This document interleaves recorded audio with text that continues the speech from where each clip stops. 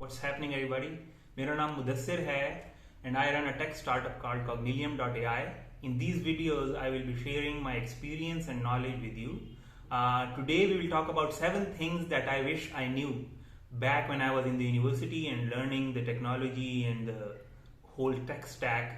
So, coming up with number 1. So the first thing is switch to Linux, ditch your Windows. It's not going to take you very far.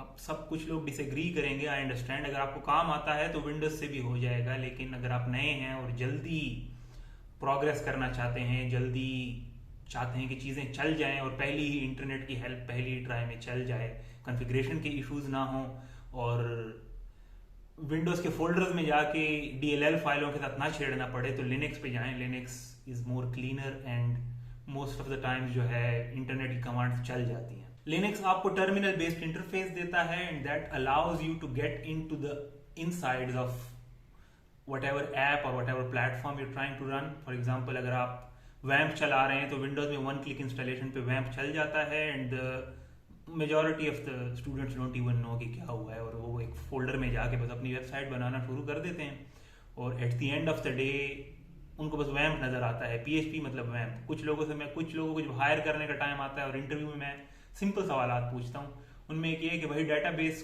कौन सा use किया है। Let's say आप WordPress developer हैं, तो ये शाणे लोगों के लिए नहीं है। If you are a rock star that's good, लेकिन ऑर्डिनरी जो स्टूडेंट्स हैं उन्हीं से मुझे ये फीडबैक मिला है कि वो कहते हैं कि जी आप कौन सा डाटाबेस यूज करते हैं, जी हम वैम्प यूज करते हैं। अच्छा, गुड। सर्वर कौन सा है, जी वैम्प है। तो this would have not happened if you are on Linux. Linux में आपको ये तीनों चारों चीजें जो हैं अलहदा से इंस्टॉल करनी पड़ती हैं।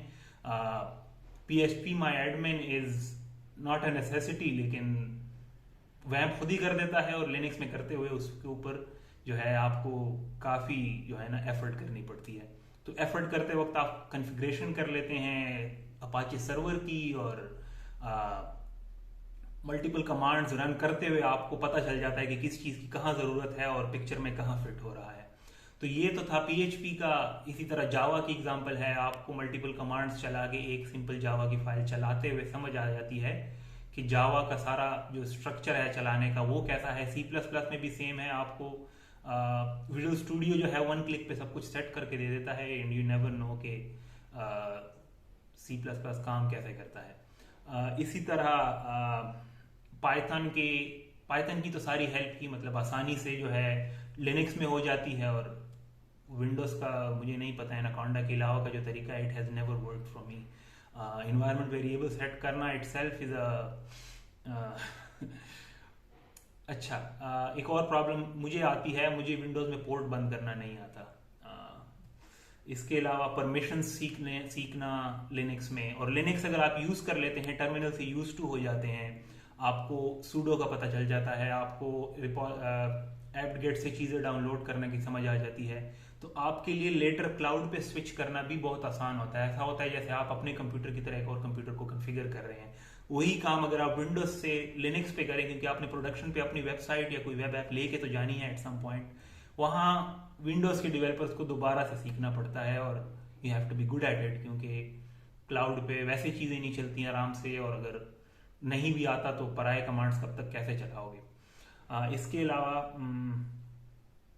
ओपन सोर्स की जितनी भी रिपॉजिटरीज मैंने देखी हैं उनमें most of the times Ubuntu की या किसी और लिनक्स डिस्ट्रीब्यूशन की हेल्प लिखी होती है and that most of the times it works, it installs everything and it just runs. लेकिन विंडोज का अक्सर जो है कि एक जी फाइल बनाई होती है लोगों ने, और वो भी बड़े प्रोजेक्ट्स की। अगर कोई फॉर एग्जांपल यूट्यूब डाउनलोडर है और अगर प्रोजेक्ट मेच्योर ना हो तो you are on your own, Windows में करके दिखा दें।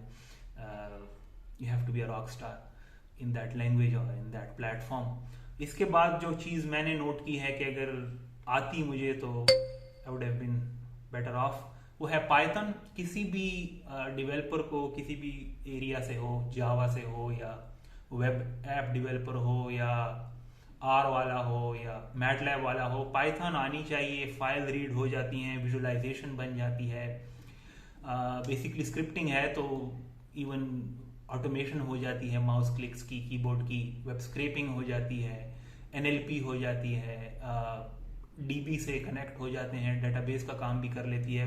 वेबसाइट बन जाती है। मतलब ये सारे काम बाकी लैंग्वेजेस भी करती हैं, लेकिन मैं पाइथन की इसलिए बात कर रहा हूँ कि इतनी यूजर फ्रेंडली है कि नॉन कंप्यूटर साइंस लोग भी इसको कर लेते हैं। सो पाइथन मतलब अगर कुछ भी आए तो पाइथन भी आना चाहिए to help you with the things that your language doesn't support or your language doesn't have a specific library for it. Python has a huge community and pip is a life savior. There is a pip for everything. That's my saying. That's I believe. There is a pip for everything. कोई भी काम हो पिप से करवा लें। ये था Python के बारे में।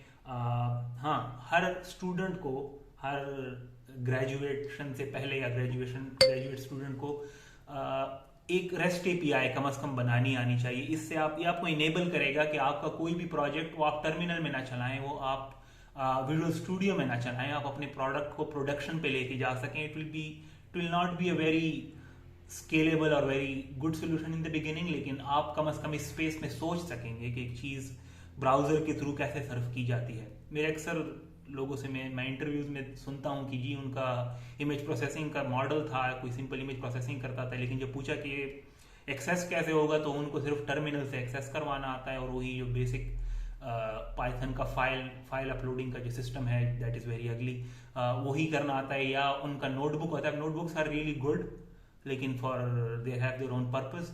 अगर आप कस्टमर को या एंड यूजर को अट्रैक्ट करना चाहते हैं, so you must know how to take that thing to the production in a very simple way. So rest API is the very basic thing. Python में सीख लें, किसी लैंग्वेज में सीख लें, लेकिन you should be able to serve it to the customer.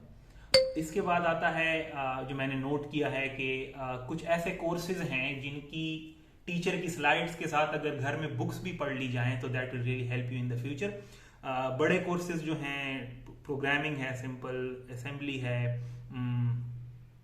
Data structures है, algo है, ये टीचर्स, बाकी भी टीचर्स बहुत अच्छा पढ़ाते हैं, लेकिन ये चीज़ें खासकर बहुत अच्छे लेवल तक पढ़ा दी जाती हैं और उस पे आप एक ऑर्डिनरी प्रोग्रामर बन पाते हैं। लेकिन कुछ चीज़ें मैंने नोट की, जैसे ऑपरेटिंग सिस्टम्स हो गया, नेटवर्क्स हो गया, नेटवर्क सिक्योरिटी हो गया और डेटाबेसेस हो गया, इनको जो है अगर आप टीचर के स्लाइड्स के साथ बुक्स भी पढ़ लेंगे तो आप फ्यूचर में मैंने ये फायदे नोट किए हैं। आपकी क्वेरी स्लो है, so you have read books, you can trouble shoot pretty much. आप नया डेटाबेस सीखना चाह रहे हैं, उसके डॉक्यूमेंटेशन में कुछ समझ नहीं आ रहा, तो बुक्स में आपने आउट ऑफ द सिलेबस चीजें देखी होंगी, पढ़ी होंगी, तो एक्सप्लोर कर सकेंगे, you will not be afraid of diving into it. Network security पढ़ी है तो कोई भी ऑथेंटिकेशन का सिस्टम बना रहे हैं तो उसके जो अल्फाज होंगे वो आपके लिए नए नहीं होंगे, उनको आपको विकीपीडिया पे नहीं जाना पड़ेगा। आप you will not be at least clueless नहीं होंगे, आप you will be able to do it. Networking का जो कोर्स है, अगर आप कल को अपनी कुछ एप्स कन्फिगर करना चाह रहे हैं आईपी पे या कम्युनिकेशन करवाना चाह रहे हैं सॉकेट्स से, तो you must have read at least some of the books and you must know the whole life cycle of the networking process. इसके अलावा ओएस है, अगर आपकी लाइब्रेरी जो है वो, फॉर एग्जांपल मैंने मशीन लर्निंग में नोट किया, कुछ लाइब्रेरीज आर्म बेस्ड हैं, कुछ लाइब्रेरीज इंटेल बेस्ड हैं, जीपीयू कोई एक उठाता है, कोई दूसरा उठाता है, तो अगर आपने ऑपरेटिंग सिस्टम में डेप्थ में चीज़ें पढ़ी हुई हैं तो आपको ये नहीं है कि आपको सारा आता होगा एडवांस लाइब्रेरीज का, लेकिन आप ग्रास्प कर सकेंगे, आपने उस तरह के जार्गन्स, उस तरह की लिंगो पहले देखी होगी बुक्स में। So that is about books. इसके अलावा मैंने नोट किया है कि you should get your hands dirty with your home computer, servers from your home computer, configure them, configure the RAM, processors.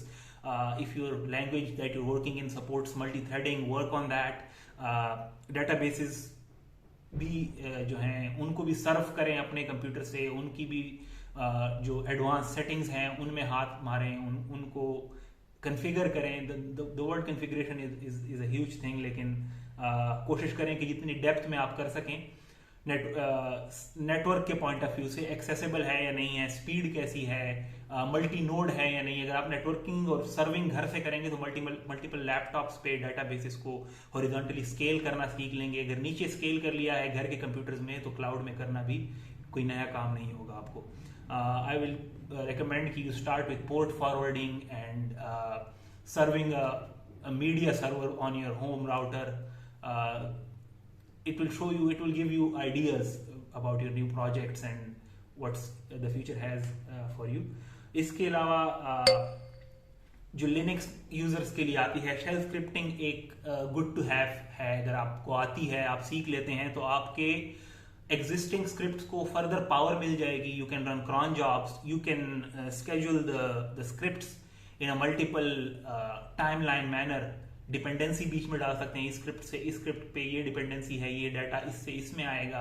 It's a good glue between the OS and your language. For example Python में OS के काम करवा सकते हैं, Python खुद भी कर सकता है, लेकिन अगर एक हेल्प आपको शेल स्क्रिप्ट में मिल जाती है और वो पावरफुल है, तो पाइथन से उसको यूज कर लें। एंड आई हैव नोटेड कि वो काफ़ी अच्छा काम करती है। शट डाउन करवा सकते हो, कोई और स्क्रिप्ट चलवा सकते हो, कोई और लैंग्वेज का कोड चलवा सकते हो पाइथन से। पाइथन में अगर एक चीज सपोर्टेड नहीं है तो shell script will do it, curl will do it, and you will be set to go. इसके बाद पाइथन के बाद स्टूडेंट्स को पराया कोड पढ़ना चाहिए। You have to read a lot of पराया code. It should be open source. You have to make sure कि गिट रिपोजिटरी के कंट्रीब्यूटर्स ज्यादा हैं, उसमें कमिट्स होती हैं, इट्स बाय समवन ट्रस्टेबल। ऐसा ना हो कोई भी गिट रिपोजिटरी आप पढ़ना शुरू कर दें। लेकिन इससे मैंने नोट किया है कि मैं ये करता था कि कोई भी सेमेस्टर प्रोजेक्ट डाउनलोड करके चला दिया, बनाया नहीं जा रहा, तो डाउनलोड करके चलाने ने ये हेल्प कर दी कि उस प्रोजेक्ट को पढ़ लिया, उसमें देख लिया कि सी लैंग्वेज को पावरफुल अंदाज में कैसे यूज किया जाता है, सी लैंग्वेज की बेस्ट प्रैक्टिसेस क्या हैं, टेम्पलेट्स किस तरह से यूज करते हैं सी लैंग्वेज फॉर एग्जांपल, या पाइथन का कोई पराई रिपोजिटरी चला दी जो कि एक्सपीरियंस डेवलपर ने यूज की है। कैसे जो है कोड मैनेज किया जाता है, कोड की फाइल्स कैसे बनाई जाती हैं, फोल्डर स्ट्रक्चर कैसा है। एक तो ये प्लस पॉइंट है पराया कोड पढ़ने से। दूसरा प्लस पॉइंट ये है कि अगर आप रिवर्स इंजीनियरिंग सीख लें पराया कोड की मुश्किल को जो है डिक्रिप्ट करना सीख लें कि कैसे उसका डेवलपर क्या चाहता है इधर, तो आप जो है ये करने से बड़ी लाइब्रेरीज से डरेंगे नहीं। कल को बड़ी लाइब्रेरीज हैं, 2 लाइब्रेरीज हैं, वो आपका कोई काम करती हैं, एक फीचर एक में है, दूसरा दूसरे में है, इनको आप फ्यूज करना चाहें आपस में, तो अगर आप बड़े और पराये कोड्स में घुसने से डरते हैं तो ये आपसे नहीं होगा। लेकिन मैंने नोट किया है कि अगर आप ओपन सोर्स कोड्स को पढ़ें और समझने की हद तक पढ़ें तो it really helps, it helps you grow and helps you do wonders. So these were the 7 things I wish I knew back like half a decade ago and I had done them better. So अभी जो थोड़ा बहुत experience है ये earlier stage में आ जाता है and I would have been बहुत ज़्यादा ऊपर। So I hope you liked it, I hope it helps you in your career. So thanks for watching, take care.